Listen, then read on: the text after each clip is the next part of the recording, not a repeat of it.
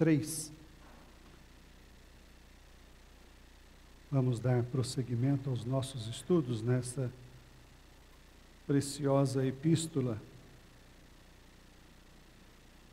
O título que consta aí, aparecem 2 títulos no capítulo que nós vamos ler todo ele, dos versos 1 ao verso 10. Paulo envia-lhes Timóteo as boas notícias trazidas por este ao apóstolo, e dos versos 11 ao 13, a oração de Paulo pelos Tessalonicenses.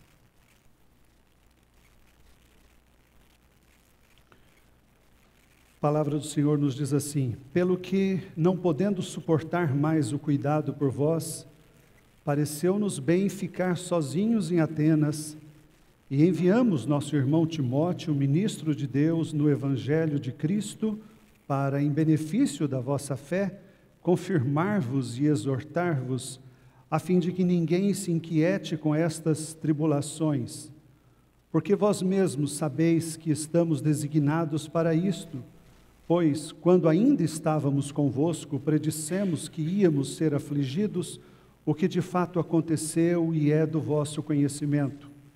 Foi por isso que, já não me sendo possível continuar esperando, mandei indagar o estado da vossa fé, temendo que o tentador vos provasse e se tornasse inútil o nosso labor. Agora, porém, com o regresso de Timóteo, vindo do vosso meio, trazendo-nos boas notícias da vossa fé e do vosso amor, e ainda de que sempre guardais grata lembrança de nós, desejando muito ver-nos, como aliás também nós a vós outros, sim, irmãos, por isso fomos consolados acerca de vós, pela vossa fé, apesar de todas as nossas privações e tribulações, porque agora vivemos, se é que estáis firmados no Senhor. Pois que ações de graças podemos tributar a Deus no tocante a vós outros, por toda a alegria com que nos regozijamos por vossa causa diante do nosso Deus, orando noite e dia com o máximo empenho, para vos ver pessoalmente e reparar as deficiências da vossa fé?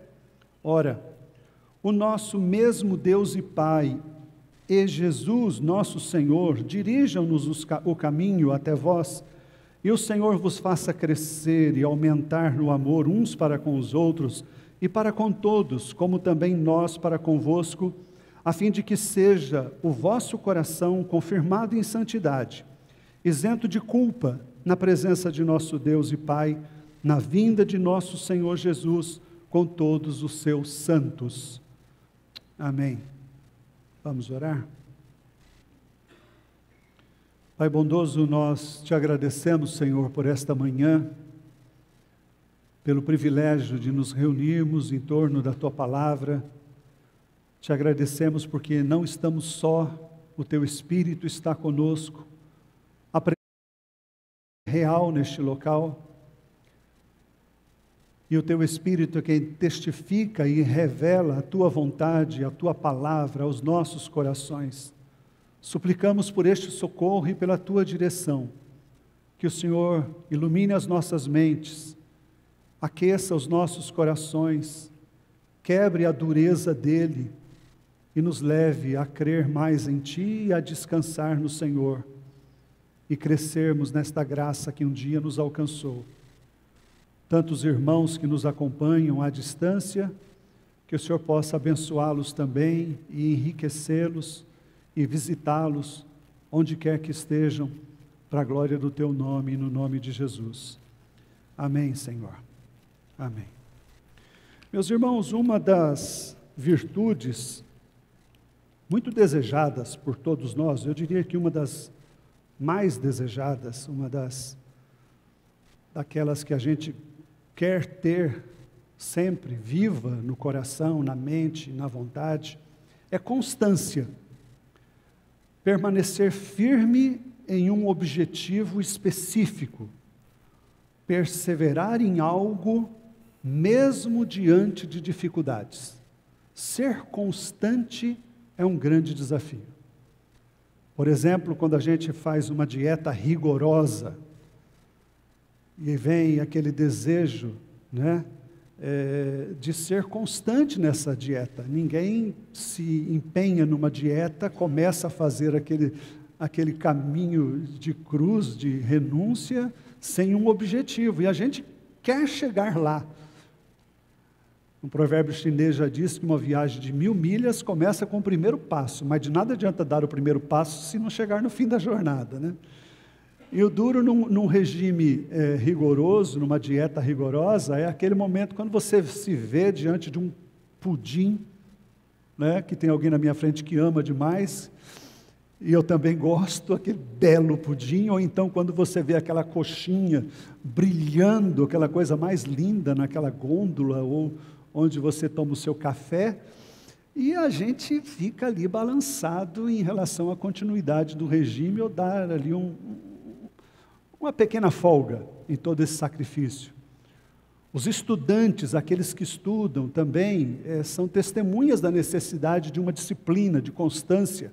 Precisa ter horário, precisa ter um local definido, precisa baixar a cabeça e decidir, não, eu vou continuar aqui, eu não posso parar, é isso que eu quero, constância. Mesmo no casamento, onde geralmente tudo começa com flores, tudo começa com muito romantismo, com uma paixão maravilhosa, de repente, com a intimidade, vai se aumentando essa intimidade, e de repente, as pessoas se tornam ranzinzas, cobradoras uma das outras, e às vezes, é difícil sermos constantes no amor, no trato com o cônjuge. Constância. Na vida cristã não é diferente. Precisamos constância também, perseverança, e Jesus sabe disso. O Senhor Deus sabe que nós temos dificuldade de sermos constantes na fé. Nós sofremos tentações do maligno, o mundo tenazmente nos rodeia, nosso coração é extremamente vulnerável, há uma falibilidade em nossas emoções, e como Paulo fala aos Coríntios, nós temos lutas por fora e temores por dentro. Então, o desafio da constância é muito grande para nós. Essa virtude ser cultivada em nós deve ser algo que desejemos e busquemos. E esse era o sentimento de Paulo quando ele escreveu esta carta. Nós já sabemos que quando ele escreveu esta carta, ele se lembrava daqueles irmãos que tinham nascido em um parto de muita dor. Os irmãos se lembram que Paulo teve que sair às pressas de Tessalônica. Aconteceu lá uma implacável perseguição, uma agitação social provocada pelos judeus, por gentios também. E Paulo teve que sair às pressas, não para livrar a sua própria pele, mas o seu coração de pastor viu que se ele não saísse da cidade, haveria muito prejuízo, até questão de ordem física para os irmãos que ali estavam. Mesmo porque Jason teve que pagar fiança e teve que assinar documentos, se comprometendo em relação a Paulo, e quem sabe até que ele não permaneceria na cidade. Bom, agora então Paulo está distante daqueles irmãos, mas não de coração. Ele estava separado daqueles irmãos fisicamente, mas o seu coração continuava lá em Tessalônica. Ele estava distante daqueles irmãos, mas estava ligado àqueles queridos com um profundo zelo, com muito amor. E este texto que nós lemos aqui, ele vai nos mostrar que o coração de Paulo estava lá. E qual era a preocupação dele? O que rondava o coração desse pastor? Olha o verso 1. Pelo que, não podendo suportar mais o cuidado por vós. Paulo não aguentava mais. É essa a expressão que ele está usando. Eu não aguento mais ficar longe de vocês. Não suporto mais esses sentimentos em relação aos irmãos que estão distantes de mim. E por ele não suportar mais, ele toma algumas atitudes, e a primeira que ele toma, ele diz assim: pareceu-nos bem ficar sozinhos em Atenas. Aqui está um pastor que prefere sofrer, ele fica sozinho. E por que ele fica sozinho? Porque a segunda atitude que ele toma aqui, no verso 2, é: enviamos nosso irmão Timóteo.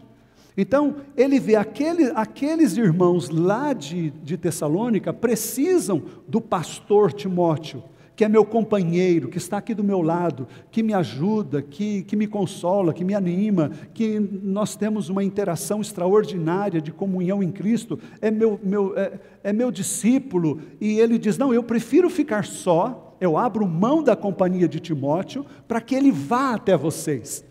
Então, está aqui o exemplo de um pastor que se sacrifica em favor do seu rebanho, que prefere sofrer para que o seu rebanho seja assistido. Deus nos dê sempre pastores assim. Aqui na comunidade nós somos premiados nesse sentido, né? Então Paulo, não suportando o cuidado, olhem o verso 5 como que ele expressa esse sentimento também. Foi por isso que, já não me sendo possível continuar esperando, eu não podia mais esperar, havia uma urgência no meu coração. Ele estava preocupado com os novos irmãos, novos na fé, que poderiam ser seduzidos a voltar para o paganismo. Ele olhava aqueles novos convertidos e se preocupava com eles. Ele então escreve uma carta, ele opta por ficar só, ele envia Timóteo, e ele toma essas atitudes todas por quê? Vejam o verso 3. A fim de que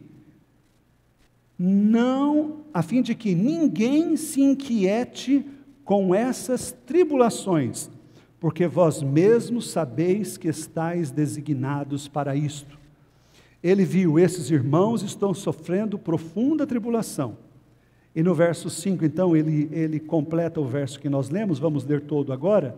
Foi por isso que, já não me sendo possível continuar esperando, mandei Timóteo, para indagar o estado da vossa fé, temendo que o tentador vos provasse e se tornasse inútil o nosso labor.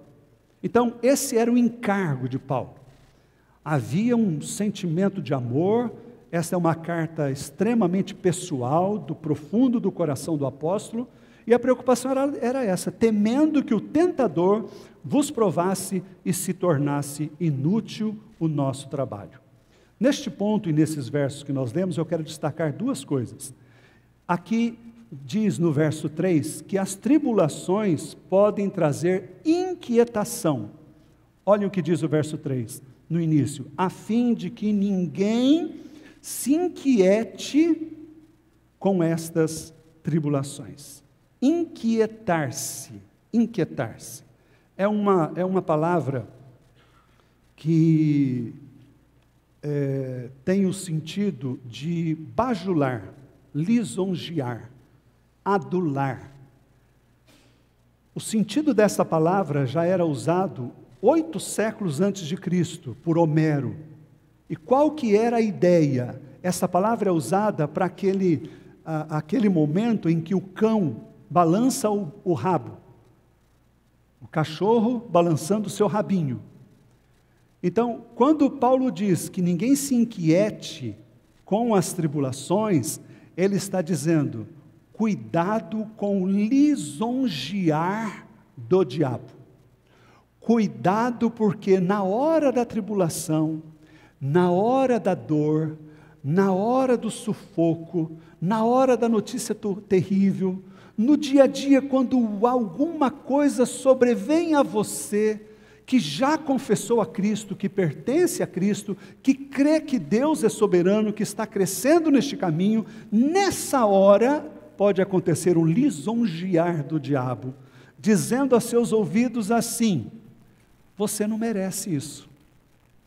Como que isso pode acontecer com você, que é crente fiel nas contribuições, que frequenta as reuniões, que lê a palavra, não é perfeito, mas está caminhando? Então, esse lisonjear do diabo vai mais longe. Ele diz: eu acho que Deus nem gosta de mim.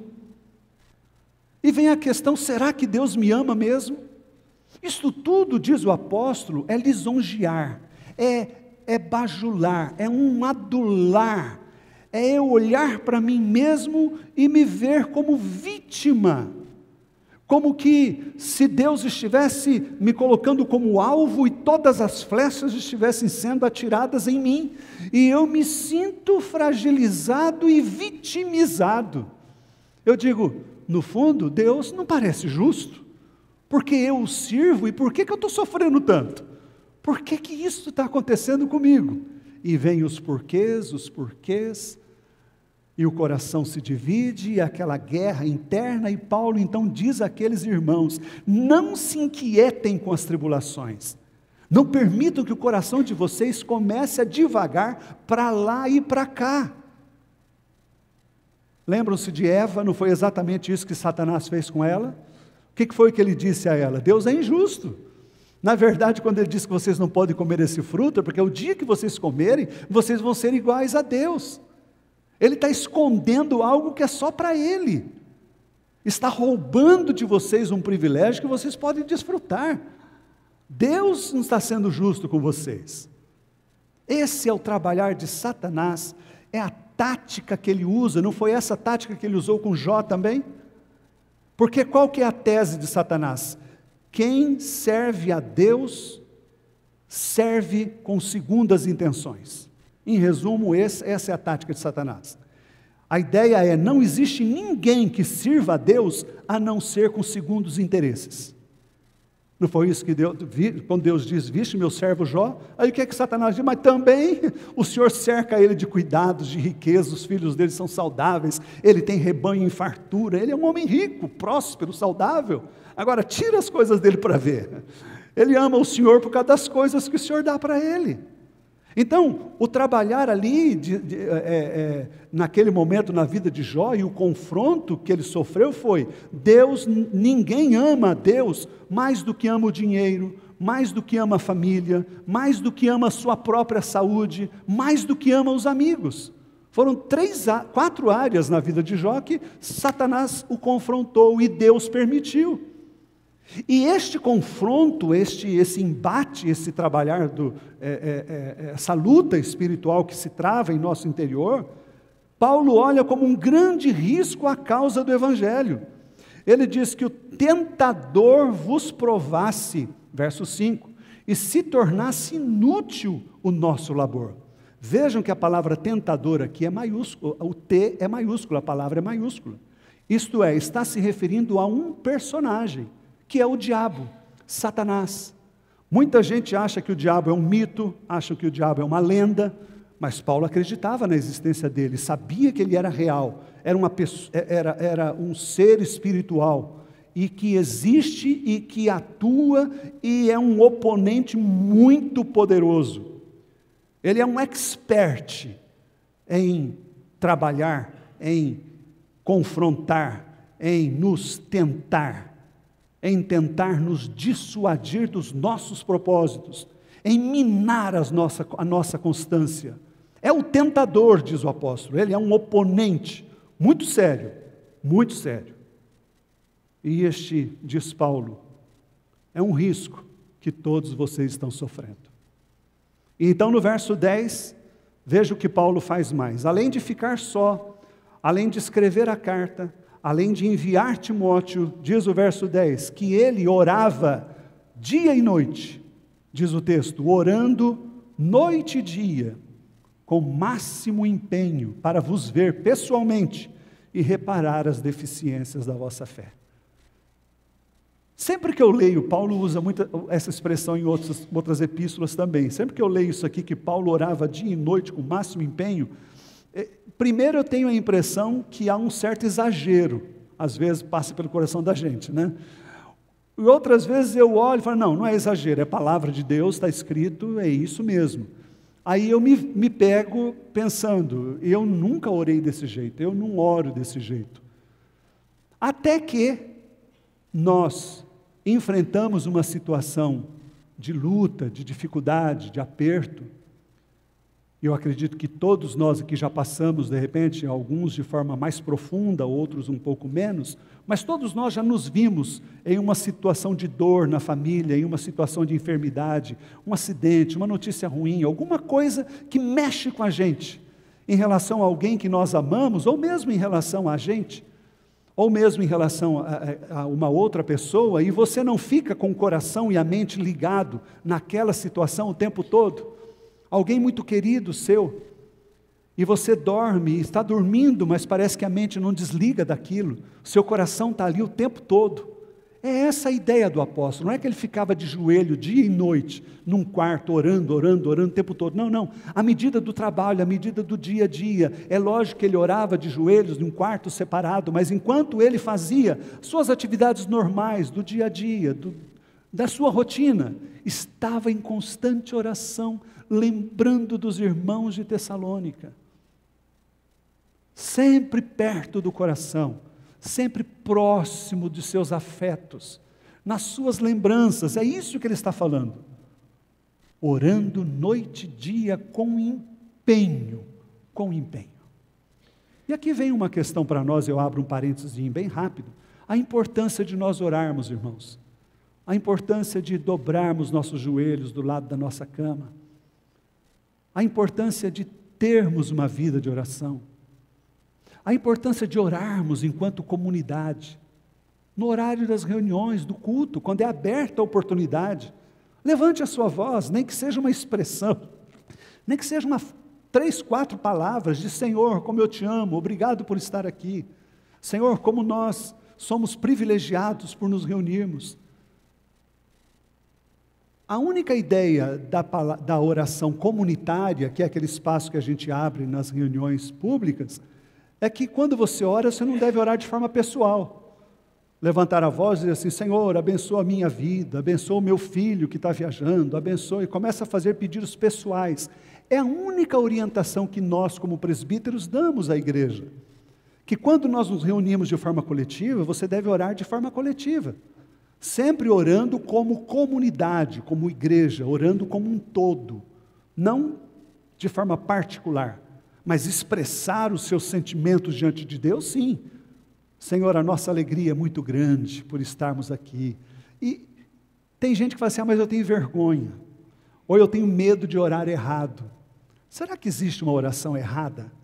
Se você está orando do profundo do seu coração, né, alguém diz que é melhor não orar do que orar errado. Né, já ouvi essa frase, mas na verdade, é melhor você orar errado do que não orar. Né? Ainda que você esteja orando e achando que essa oração não é uma teologia perfeita, Deus conhece o seu coração. E no meu grupo caseiro, enquanto nós conversávamos sobre isso, o irmão até sugeriu, olha, mas por que não trazer de casa então uma oração escrita? Também é possível. Você escrever uma oração em casa e aqui na reunião pública, você orar aquela oração que você escreveu.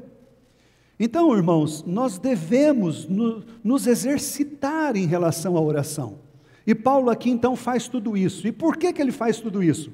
Qual era a oração? Qual era o motivo da oração de Paulo? E aqui então eu quero dividir nosso estudo em 3 partes. O primeiro desejo de Paulo, o primeiro pedido de Paulo, ele vai aparecer nos 10 primeiros versos. A primeira coisa que Paulo deseja aqui, em relação àqueles irmãos, é que eles fossem fortalecidos na fé. Você vai observar que nos 10 primeiros versos, aparece a palavra fé 5 vezes. Acompanhem comigo. No verso 2, enviamos nosso irmão Timóteo, ministro de Deus no Evangelho de Cristo, para, em benefício da vossa fé. Veja o verso 5. Foi por isso que, já não me sendo possível continuar esperando, mandei indagar o estado da vossa fé. Verso 6. Agora, porém, com o regresso de Timóteo, vindo do vosso meio, trazendo-nos boas notícias da vossa fé. Verso 7. Sim, irmãos, por isso fomos consolados acerca de vós pela vossa fé. Verso 10, orando noite e dia com o máximo empenho para vos ver pessoalmente e reparar as deficiências da vossa fé. Então, a preocupação de Paulo era, esses irmãos precisam ter uma fé robusta, eles precisam ser fortalecidos na fé, eles precisam ser reparados em algumas áreas da confissão de fé deles. A fé deve crescer, robustecer, se estabelecer. Esta fé, quando você vê, vamos ver aqui o verso 2, por exemplo, quando ele diz, em benefício da vossa fé, confirmar-vos e exortar-vos. Confirmar é estabelecer aquilo que foi semeado e aquilo se estabelecer como verdade na vida e como propósito de existência. E esta palavra exortar é a palavra no grego parakaleo. E para tem o sentido de ao lado de, e kaleo chamar para próximo. Então, Timóteo foi enviado lá não para inspecionar, vamos dizer assim, a fé que aqueles irmãos estavam professando, mas foi lá para ajudá-los. O texto bíblico diz, em benefício da vossa fé. Timóteo está indo para estar do lado de vocês, parakaleo, para estar próximo de vocês, para trazer vocês para próximo dele e vocês serem fortalecidos, serem animados, nutridos, motivados. Em meio à tribulação, muitos estão sendo tentados a desistir, e Timóteo ia sentar do lado deles e dizer, vocês terão lutas, isso faz parte da vida cristã, como Paulo já havia exortado e dito a vocês, que passa-se por tribulações, faz parte da vida do reino de Deus, sermos atribulados, mas eu estou aqui para ajudar vocês. Veja o que Paulo fala, a ideia em Atos capítulo 14, como que Paulo via as provações e as tribulações como algo natural da vida cristã.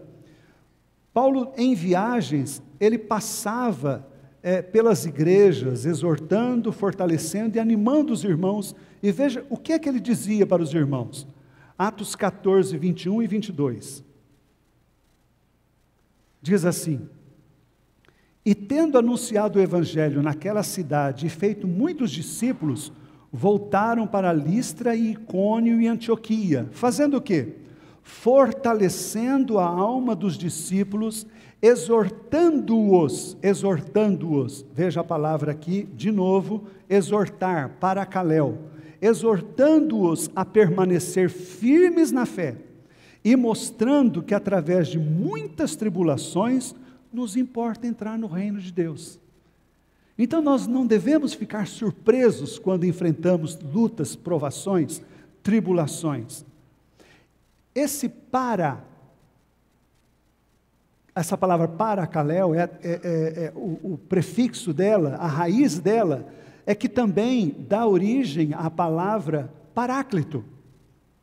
E paráclito é o quê? É um dos títulos do Espírito Santo, que se dá ao Espírito Santo. O Espírito Santo é o paráclito de Deus. Quer dizer, o Espírito Santo está conosco.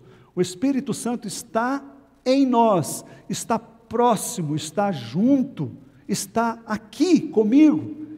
E Ele me consola, me anima, me fortalece, me leva adiante. Verso 10, Paulo diz que eu orava pela igreja com empenho para ver aqueles irmãos pessoalmente e fazer algo em relação à fé deles. Reparar as deficiências da fé. Aqui, de novo, o coração de Paulo, ele não está com uma vara na mão. Ele não está criticando aqueles irmãos. Ele está com um cajado de pastor. Ele está dizendo, há áreas na confissão de fé de vocês, mesmo no que vocês afirmam crer, que precisa ser, diz a palavra aqui, reparadas. Reparar as deficiências da vossa fé. Essa palavra aqui, reparar, é a mesma palavra que é usada lá nos evangelhos, quando fala dos discípulos que estavam à beira do mar, os pescadores, os discípulos pescadores, consertando redes. Então, essa palavra aqui, reparar, tem o sentido de tapar buracos, corrigir buracos na rede, para que não se percam peixes na pesca. Esta palavra também é a mesma palavra que Jesus usou quando falou com Simão Pedro a respeito do que ele enfrentaria, quando ele disse que iria com Cristo até a última instância, que estava disposto a dar a sua vida. Em relação aos outros aqui eu não sei, mas quanto a mim, em Lucas 22, nós lembramos bem do texto, Jesus disse assim para Pedro, Simão Pedro: Simão, Simão, eis que Satanás vos reclamou para peneirar como trigo. Eu, porém, roguei por ti para que a tua fé não desfaleça.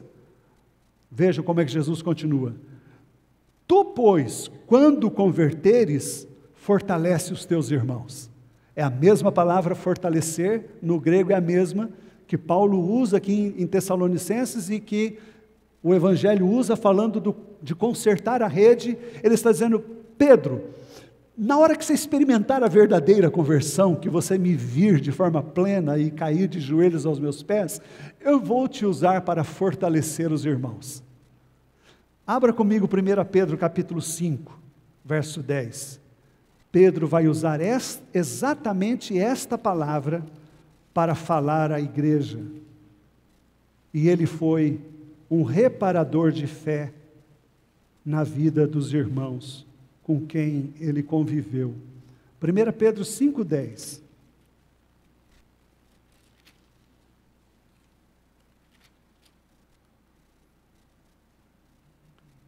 Ora, o Deus de toda a graça, que em Cristo vos chamou à sua eterna glória, depois de ter sofrido por um pouco, Ele mesmo vos há de aperfeiçoar, acompanhe, firmar e fortificar. Fortificar e fundamentar. Ele usa a palavra fortificar aqui, que é a mesma: consertar redes, tapar buracos, consertar, reparar deficiências da fé.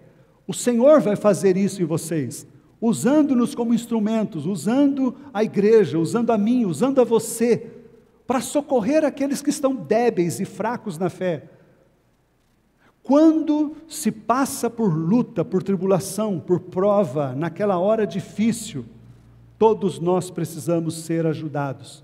E Paulo está vendo aqui que havia deficiência na fé daqueles irmãos. Primeiro, havia uma compreensão equivocada em relação à volta de Cristo. Eles achavam que Jesus podia voltar ali a qualquer hora, e realmente era possível, devia-se crer, mas eles fizeram alguma coisa muito séria: eles pararam de trabalhar. Muitos deles pararam de trabalhar, se tornaram ociosos e, como dizem os comentaristas, tagarelas. Quem não trabalha fica falando da vida dos outros, né? Dá trabalho para os outros. E eles entraram por este caminho. O irmão Nilson me apresentou uma Bíblia interessante, chamada a Bíblia Nova Reforma. E eu achei interessante o texto que eu li, quando fala, mostrando apresentando o trabalho como um chamado divino.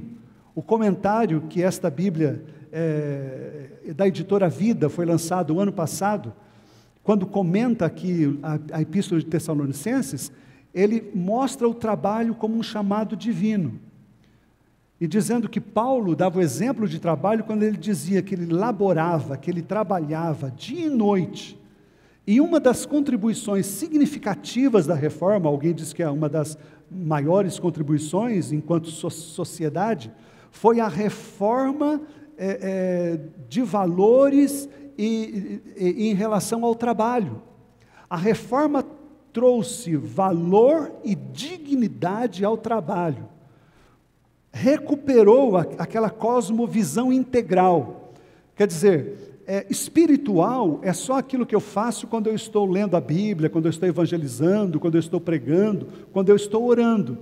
E que o trabalho seria algo da carne, algo do mundo, algo secular. A reforma, comemoramos 500 anos no ano passado, ela vem resgatar esta ideia de que o trabalho é um chamado divino. Eu encontrei uma pessoa um dia que falou assim, olha, se eu encontrasse, né, quem inventou o trabalho, eu mataria essa pessoa. Eu olhei para ele e falei, não fala uma coisa dessa, porque Deus é o autor do trabalho. Foi Deus, o trabalho é santo, o trabalho é louvável, o trabalho é dom de Deus. Então, quando vamos trabalhar, quando estamos trabalhando, devemos nos lembrar que estamos fazendo algo sagrado. Consagrar a Deus a vida por completo envolve trabalhar com dedicação, entendendo que aquilo é um dom de Deus. E aqueles irmãos estavam tendo dificuldades nesse caminho. Olha o capítulo 5, o verso 14. O que mais que aqueles irmãos estavam enfrentando? Exortamo-vos também, irmãos, a que admoesteis os insubmissos, consoleis os desanimados, ampareis os fracos e sejais longânimos com todos. Então, o que Paulo está fazendo aqui a fé é um músculo que precisa ser exercitado. Como todos os músculos do nosso corpo, nós precisamos exercitar a nossa fé. E Paulo está dizendo, Timóteo, eu quero que você vá lá e supra o que falta à fé daqueles irmãos.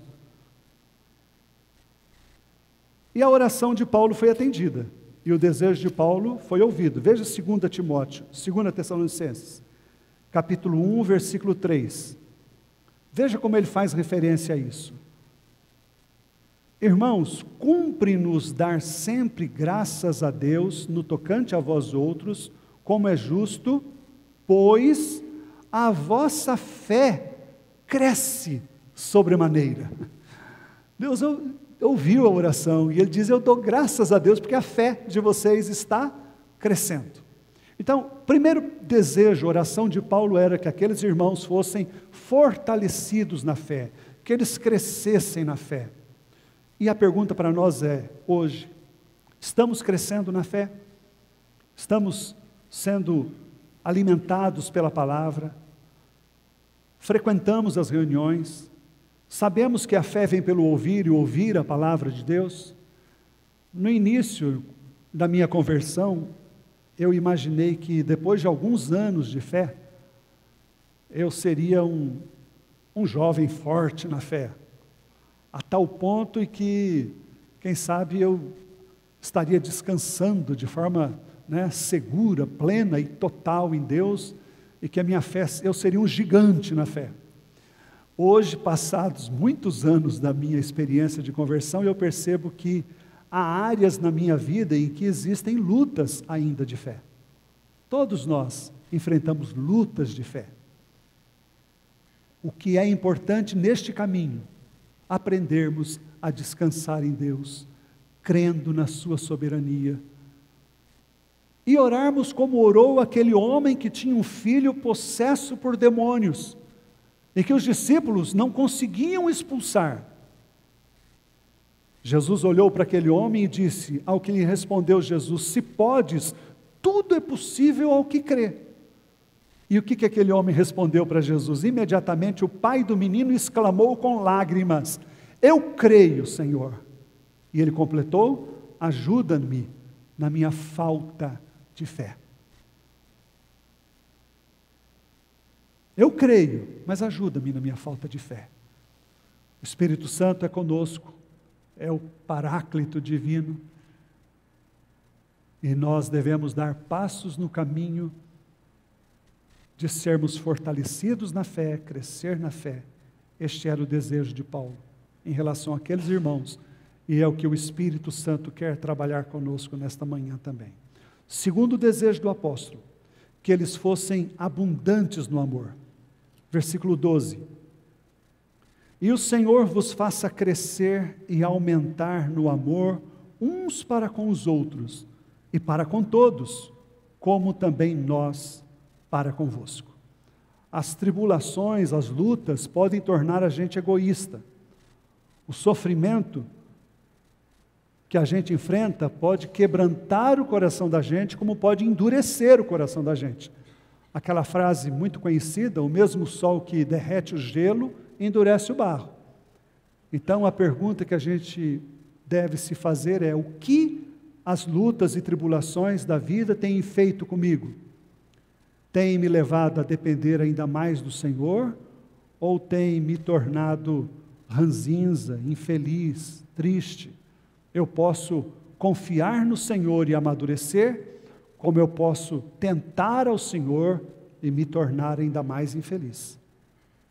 Ser abundante no amor. Aqui vem a importância da companhia, do companheiro, do irmão, do comer o pão junto, de estar junto com o outro na hora da dor, de ser o ombro que vai sustentar o irmão que está em lutas. Nós precisamos nos ajudar, precisamos nos socorrer, precisamos nos auxiliar. E o texto aqui usa duas palavras quando fala em relação a este amor.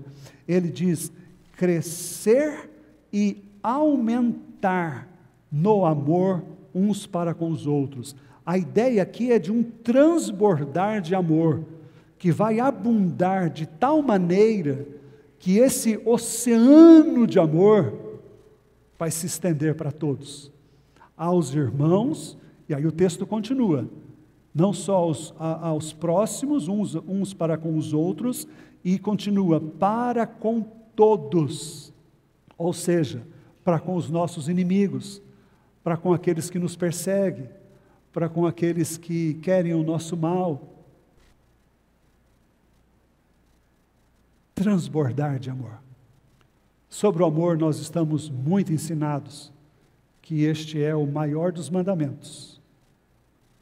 E nós sabemos que a igreja é a comunidade do amor, comunidade da aceitação, a igreja é a comunidade da restauração, a igreja é a comunidade do perdão. Então, cabe aqui uma exortação: se você ainda tem alguma coisa que não tratou com algum irmão, corra, vai até ele, acerte, peça perdão. Como você já ouviu muitas vezes aqui desse púlpito, a cruz tem lugar para um só.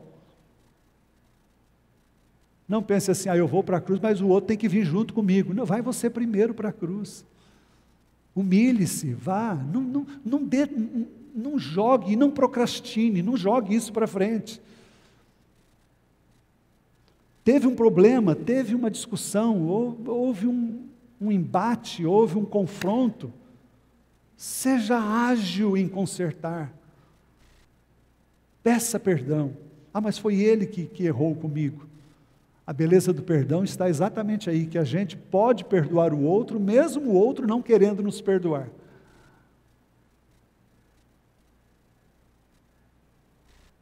Tome a sua atitude, vá para a cruz, humilhe-se, peça perdão. O Senhor Deus vai honrar este ato, e o Espírito Santo vai dar paz ao seu coração, e você vai amadurecer.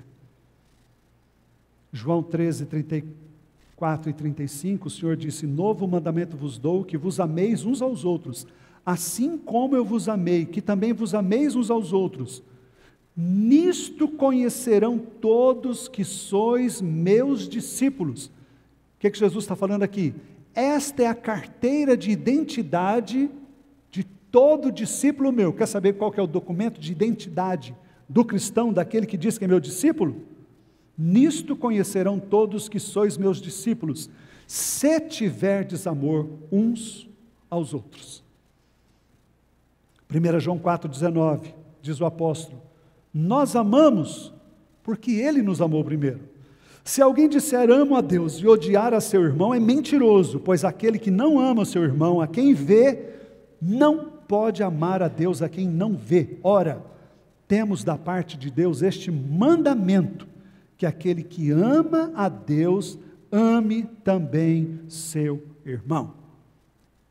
Isto é vivo em nós, isto é claro para nós. Precisamos colocar em prática.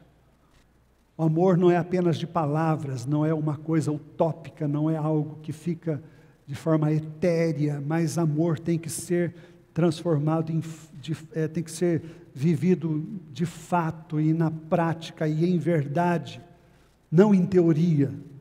Cresçam em amor. Esta é a oração de Paulo. E novamente, essa oração de Paulo foi ouvida. Veja como é que continua aquele verso de 2 Tessalonicenses 1:3. Ele diz: cumpre-me dar graças a Deus no tocante a vós outros, como é justo, pois a vossa fé cresce sobremaneira. E o que mais? 1:3, e o vosso mútuo amor de uns para com os outros vai aumentando.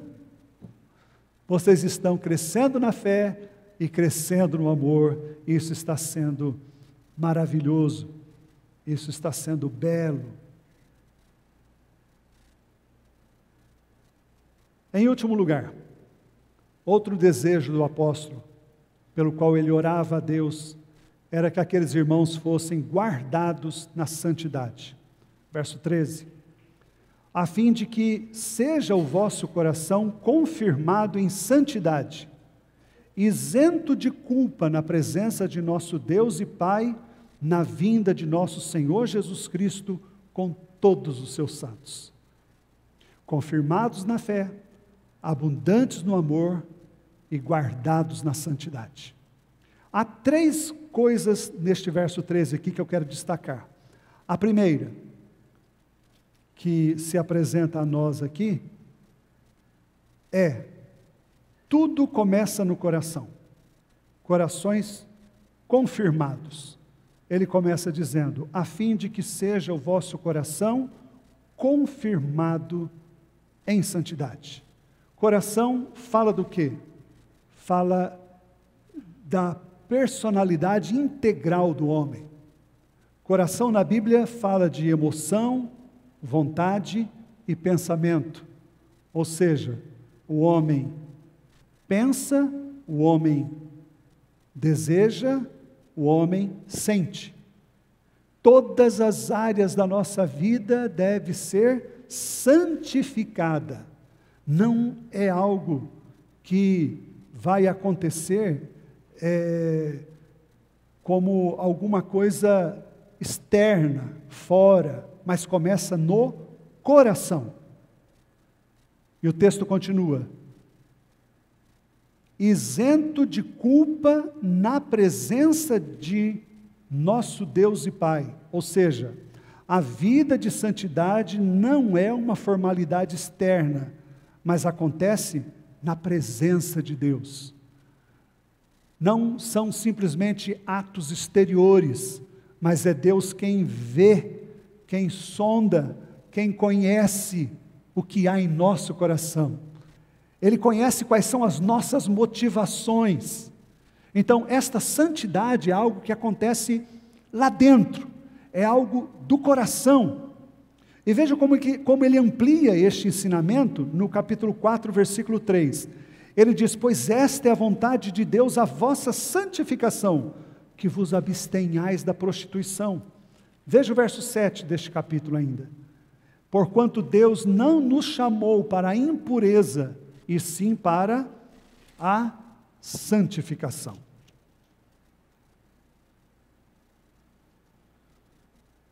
Tem muita gente que gosta de olhar o pecado dos outros e esconde os seus próprios pecados. E critica os outros.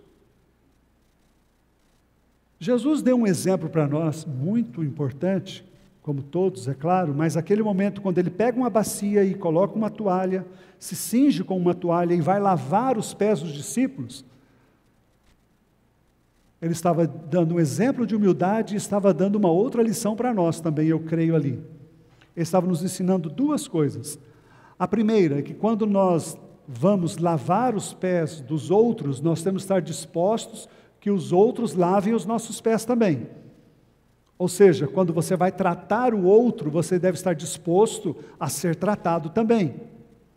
E uma outra coisa em relação a trabalhar com os irmãos, ajudar os irmãos e auxiliar aqueles que estão passando por lutas, tentações, pecados, dificuldades, não use água muito quente, porque você pode queimar os pés daquele que você está lavando e você pode se queimar também. Quando nós lidamos com o pecado dos outros e somos muito duros, entramos num criticismo. Alguém cai, alguém peca, e aí aquela pessoa começa a ser criticada. Nossa, não esperava aquilo daquele irmão, como que pôde fazer aquilo? Como que aconteceu aqui aquele casal, aquela família?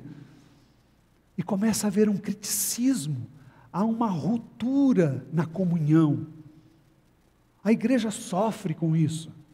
O caminho é ser misericordioso, falar a verdade, mas em amor, tratar, confrontar, exortar, mas estar do lado, como Paracaléu.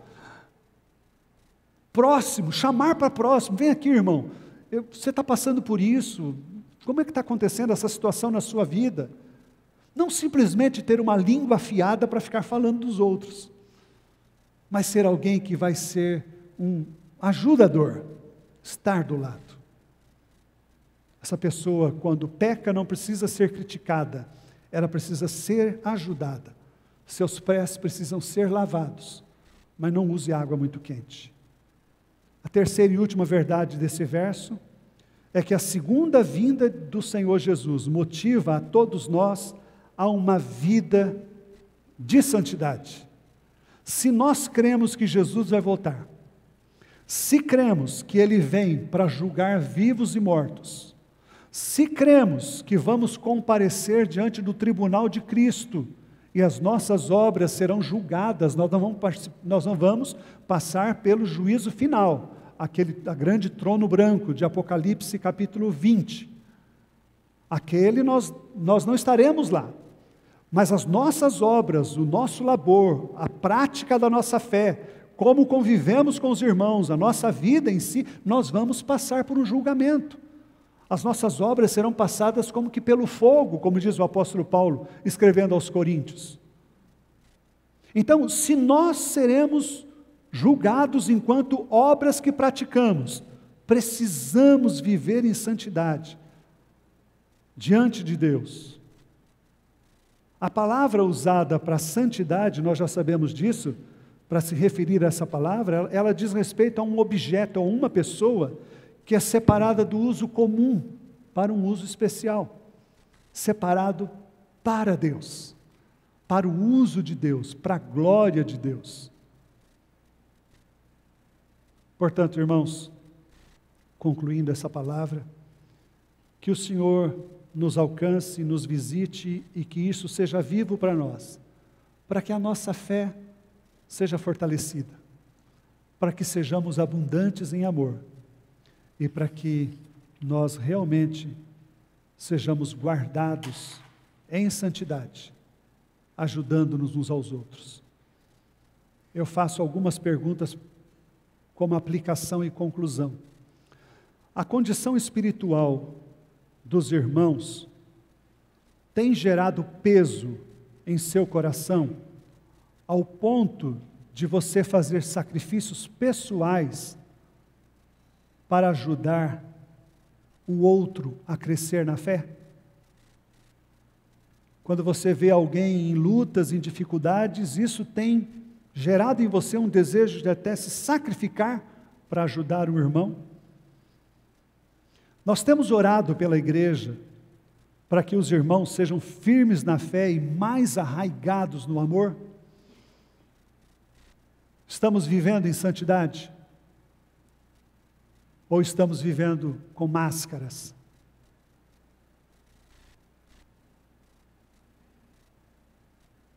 Se tem um local onde Deus me permitiu derrubar minhas máscaras e ser socorrido, foi aqui no convívio com os irmãos. Durante muito tempo na minha vida cristã, eu vivi com máscaras, com mentira, com falsidade, aparentando uma coisa que eu não era. E eu tinha medo. Quando eu abrisse meu coração e falasse quem eu era de verdade lá dentro, eu seria condenado, seria expulso, não seria ajudado. Como de fato aconteceu em um momento quando alguma coisa subiu à tona do que havia dentro de mim. foi quando eu conheci os irmãos aqui. E o Paulo foi o grande socorro. Eu tenho grandes salvadores na minha vida. Primeiro o Senhor Jesus, depois o Paulo. Alguém com quem eu pude abrir o coração, mostrar de verdade quem eu era. E os irmãos que eram da liderança aqui da época, sabem tudo que eu vivi e o que eu passei quando me acolheram como membro dessa comunidade. Temos vivido em santidade, irmãos. Não estou falando em perfeição, mas estou falando de andar na luz, ser verdadeiro. Não ter nada na sua vida que traga condenação a você. O pecado escondido na vida é como uma pedra no sapato. Você vai andando, empurra para cá, empurra para lá, é um desconforto, te atrapalha. Chega uma hora que você tem que parar e tirar o sapato e jogar fora aquela pedra, tratar radicalmente o problema que está te assolando, senão não há vida cristã abundante. Ou, quem sabe, nem vida cristã de fato há. Porque o pecado é um acidente na vida daquele que anda com Deus. Não pode ser uma constância. Estamos vivendo em santidade. Amós capítulo 4, o Senhor exorta o povo dizendo: prepara-te, ó Israel, para te encontrares com o Senhor teu Deus. A única maneira de nos prepararmos para nos encontrarmos com Deus é vivermos diariamente com Deus. Não tem outra forma de nos preparar para nos encontrarmos com Deus, a não ser vivermos diariamente com Deus. Amém. Vamos orar? Pai Santo, nós te agradecemos, Senhor, por esta manhã, pela Tua palavra rica e preciosa a todos nós. E confessamos, Senhor, como precisamos do socorro do Teu Espírito para crescermos na fé, para sermos fortalecidos naquilo que cremos, para que na hora da provação, da luta, do nosso coração, exale a confiança que temos em Ti, Senhor, e não reclamação, murmuração, queixumes, que pode nos levar à profunda tristeza e até à desgraça. Mas que, Senhor, a fé seja fortalecida em nós, para que amadurecemos cada dia. Queremos ser constantes diante de Ti, Senhor. Pedimos o Teu socorro para que abundemos em amor, para que vivemos esta vida de santidade que glorifica o Teu nome de forma separada para Ti, e crescendo para o Teu inteiro agrado, como aqueles irmãos de Tessalônica experimentaram, Senhor. Que isso seja verdade na nossa vida aqui, enquanto comunidade, no nome de Jesus. Amém, Senhor.